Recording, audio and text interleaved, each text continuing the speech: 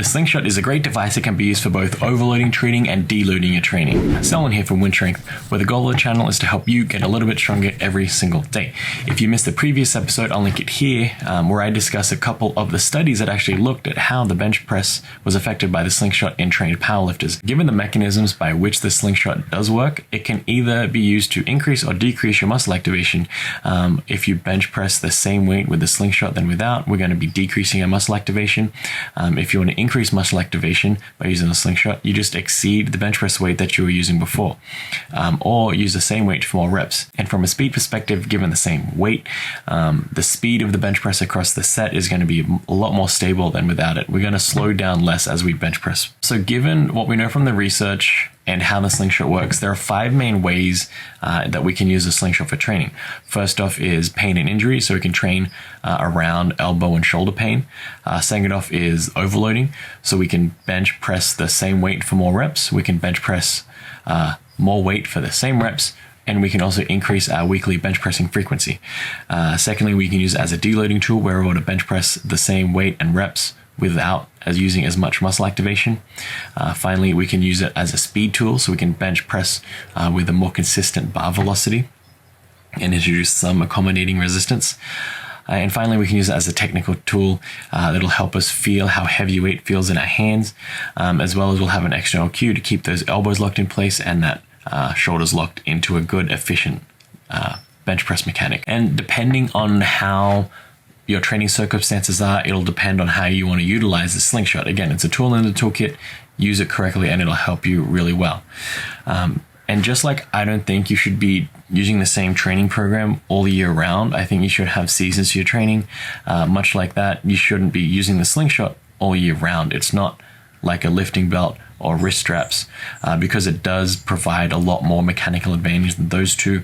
I don't think it's as pivotal to training. It does also affect your movement to a greater degree than those two items will. It's less of a supportive gear than it is.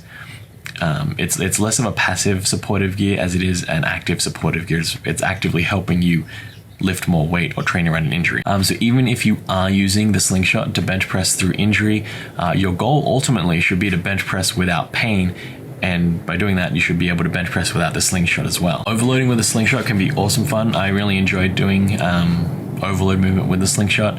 I like to utilize the Slingshot in the second phase of a macro cycle, just because that first phase is probably being used for accumulation of strength and acclimatization to the new training program. But that second phase is going to be a great time to introduce the Slingshot, to introduce some overload to the bench press.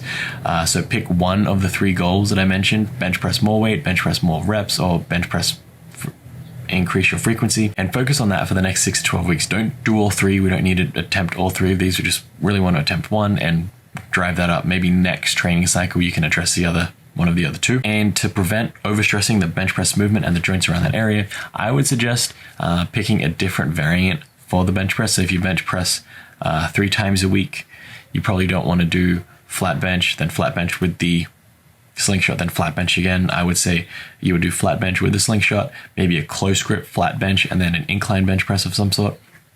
Vary it up just to increase that training stimulus. And don't worry, you probably won't forget how to bench press in 12 weeks. Probably won't forget how to bench press if you don't bench press for a year. You're probably still going to remember how to bench press. So deloading is easy with the Slingshot. For that deload week, just pick the same reps and the same weights that we were using previously, throw the Slingshot on, and you'll be able to perform that without activating as much muscle, so we're able to get a little bit of a rest there without having to worry about detraining from that exposure to that weight. So from a speed training perspective, much like overloading, the Slingshot can be used in a season when you want to focus on speed. And again, you might be wanting to focus on speed all year round, but pick one season to focus on speed with the Slingshot. If you do have access to bands and chains, you can cycle between them, so you're getting different stimulus in each season. So simply with the Slingshot, pick around 60 to 80% of your 1 rep max, and then bench that as fast as you can for sets across. What's great with the Slingshot is you're going to be benching with similar velocity across the sets, so that's going to be great for speed work. And remember, it's not about how much weight you're bench pressing, it's about how fast you're bench pressing. That's the ultimate goal of speed work, is to train those fast twitch fibers, not to bench press the heaviest weight. So from a technical perspective, I probably wouldn't use the bench press to teach a beginner how to bench press. I don't think that's the role of the bench press. I think you should get a good coach and learn how to bench press effectively without any aids or tools. But from an overloading perspective, I think it's a great tool to use to teach your body how to handle weights it hasn't handled before.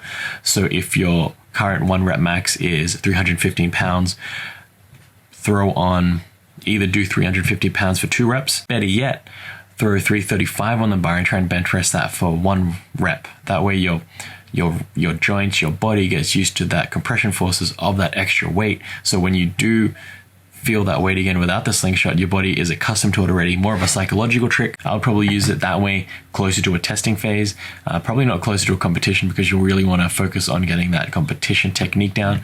But if you're wanting to test without competing, I think this would be a great way for you to overload once a week with the slingshot, maybe for a 4-week, maybe only for 4 weeks as you like peak closer to that testing day. It'll get your body used to those super maximal weights. So I hope this video helps you utilize your slingshot with a bit more strategy over the course of the year. Using the tool more strategically should help you get better advances in your training over the long run. Make sure to check this video out where I talk about how to use a slingshot, a little bit more basic of a video, but again, important nonetheless. If you've gotten some value out of this video, please consider clicking that like button, as well as subscribe to the channel so you don't miss out on any future videos like this.